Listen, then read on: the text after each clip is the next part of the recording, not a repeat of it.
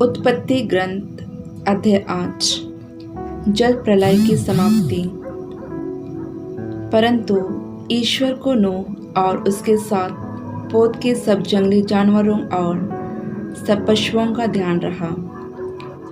ईश्वर ने पृथ्वी पर हवा बहाई और पानी घटने लगा।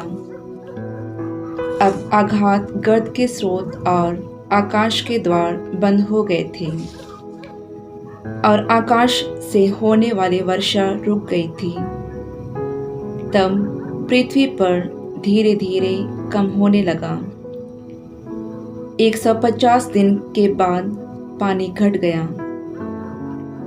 और 7वें महीने उस महीने के 17वें दिन पोत अरारत की पर्वत श्रेणी पर जा लगा। 10वें महीने तक पानी घटता चला गया और 10वें महीने उस महीने के पहले दिन पर्वतों की चोटियां दिखाई पड़ी। 40 दिन बाद नूह ने उस खिड़की को खोला जिसे उसने पोत में बनाया था और एक कौवा छोड़ दिया। वह कौवा तब तक आता जाता रहा जब तक पृथ्वी पर का पानी नहीं सूख गया। 7 दिन तक प्रतीक्षा करने के बाद नूह ने पोत से एक कपोत को छोड़ दिया जिसे यह पता चले कि पृथ्वी का पानी घटा या नहीं। कपोत को कहीं भी पैर रखने की जगह नहीं मिली और वह नूह के पास पोत पर लौट आया क्योंकि समस्त पृथ्वी तल पर पानी थी। नूह ने हाथ बढ़ाया और उसे पकड़कर पोत के अंदर अपने पास रख लिया। उसने 7 दिन तक प्रतीक्षा करने के बाद कपोत को फिर पोत के बाहर छोड़ दिया। शाम को कपोत उसके पास लौटा और उसकी चोंच में जैतून की हरी पत्ती थी। इससे नूह को पता चला कि पानी पृथ्वी तल पर घट गया है। उसने फिर 7 दिन प्रतीक्षा करने के बाद कपोत को छोड़ दिया और इस बार वह उसके पास नहीं लौटा।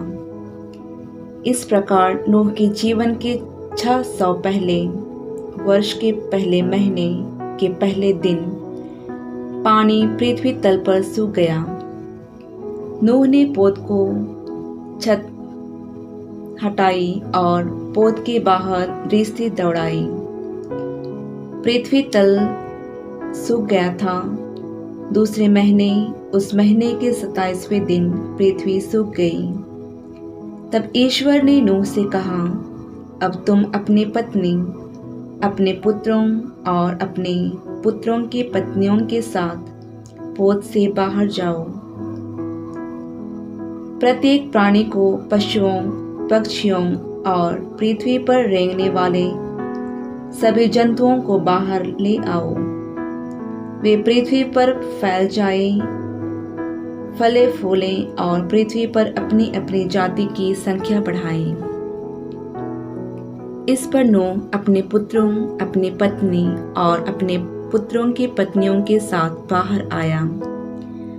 जंगली जानवर, सब कीड़े मकोड़े, सब पक्षी और भूमि पर विचरण करने वाले समस्त जीव जंतु जाति क्रम के अनुसार पोत से बाहर आए।